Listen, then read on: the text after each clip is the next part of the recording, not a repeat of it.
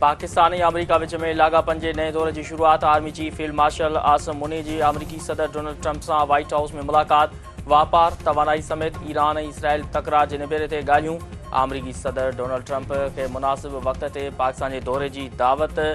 Field marshal Asim मुनी जे आलमी चैलेंजनि खे सम्झण ऐं मुंहुं ॾियण जी सलाहियतुनि जो एतिराफ़। अमरीकी सदर डोनाल्ड ट्रंप पाकिस्तान सां डिघे मुदे वारी स्ट्रेटेजिक भाईवारी ऐं गॾियल मफ़ादनि ते ॿधल वापारी भाईवारी में दिलचस्पी ज़ाहिर करे छॾी।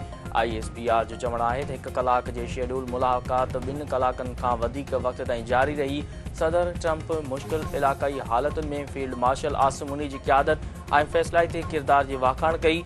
फील्ड मार्शल आसिम मुनीर अमरीकी सदर डोनाल्ड ट्रंप खे मुनासिब वक़्त ते पाकिस्तान जे दौरे जी दावत ॾिनी आहे। मुलाक़ात पाक भारत पाक अमरीका डिघी भाईवारी खे वधीक मज़बूत बणाइण जी कोशिशुनि में अहम कामयाबी आहे।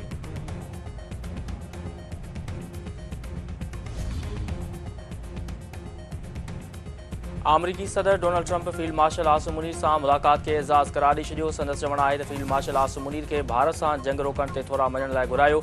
मुलाक़ात दौरान ईरान मामले ते बि ॻाल्हियूं कयूं वयूं आहिनि। पाकिस्तान ईरान खे ॿियनि माण्हुनि जे मुक़ाबले में वधीक बहितर नमूने सुञाणे थो। पाकिस्तानी शहरी जंग जी सूरतहाल ते ख़ुशि न आहिनि। पाकिस्तान सां वापारी मुआदे ते ॻाल्हियूं थी रहियूं आहिनि। पाकिस्तान ऐं भारत ॿई एटमी ताक़तूं आहिनि। जंग तरफ़ न वञण ते फील्ड मार्शल आसिम मुनीर जो थोराइतो आहे।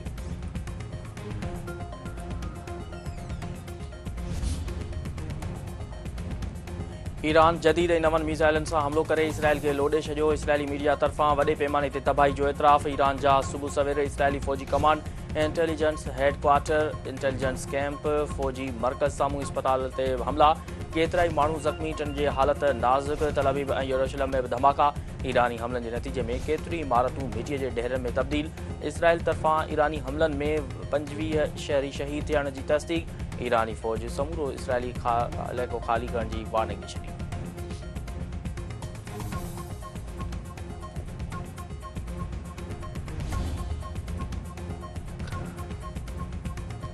PPMN ऐं ख़ातून अवल आसफ़ा भुट्टो ज़रदारी चयो आहे त PPE चेयरमैन बिलावल भुट्टो ज़रदारी ॾुखे वक़्त में पाकिस्तान जी नुमाइंदगी कई। मुल्क ते ॿीहर ॾुखियो वक़्तु आयो त हर औरत, ॿार ऐं जवान मुल्क लाइ जंग कंदो। तालीम खे अवलियत ॾेई वधीक फंड रखण जी ज़रूरत आहे। जदीद दौर में माण्हुनि खे बिजली जी सहूलियत न हुअण शर्म जहिड़ी ॻाल्हि आहे। सिंध में 15-15 कलाक लोडशेडिंग कई पई वञे।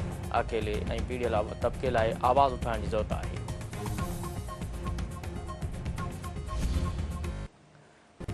सीनियर सूबाई वज़ीर शहजिल इनाम मेमन चयो आहे त भारत रुगो फिल्मुनि में ई पाकिस्तान खां जंग खटे सघे थो। हक़ीक़त में मुमकिन न आहे। भारतीय मीडिया बेरहमी सां कूड़ पकिड़े रही आहे। मुल्क जी सची कहाणी पकिड़ण जी ज़रूरत आहे। तख़लीक़ी कमनि जी कापी राइट जी ज़रूरत आहे। जेकॾहिं सुठियूं फिल्मूं ठहंदियूं त मुआवज़ो सिंध सरकार अदा कंदी।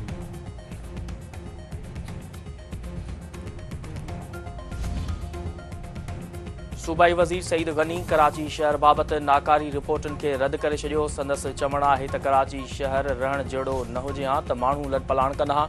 वधीक माण्हू कराची शहर में आबाद थी रहिया आहिनि। बहितरी जी ज़रूरत आहे। शहर में कब्ज़नि वारो मामिलो जल्द हल न थींदो। PP चेयरमैन बिलावल भुट्टो ज़रदारी आलमी सतह ते पाकिस्तान जो केस विढ़ियो आहे। भारत पाकिस्तान ते हमलो करे आलमी अमन ख़राब करण जी कोशिशि कई। सुभाणे ॾे वापसी ते बिलावल भुट्टो ज़रदारी शानदार आजिया कई वेंदी।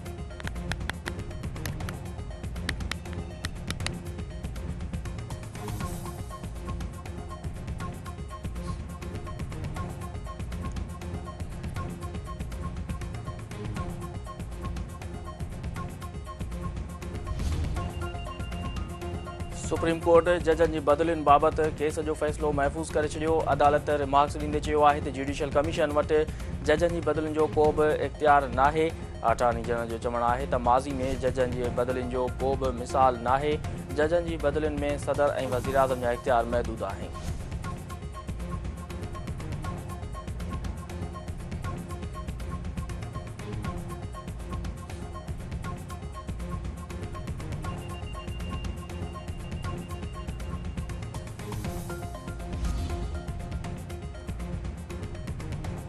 कराची जे इलाइक़े डिफेंस में नौजवान ते तशद्दुद केस में सलमान फारूकी समेत 2 जवाबदार जी ज़मानत मंज़ूर।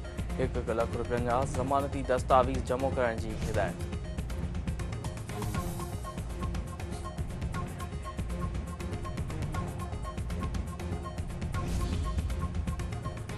टंडे मीरली वेझो मुड़ुस ऐं सहुरे जे मुबैना तशदुद में ज़ख़्मी थियल औरत फौत। गुलशन जामरी सिविल अस्पताल खैरपुर में दमदणी हवाले कयो।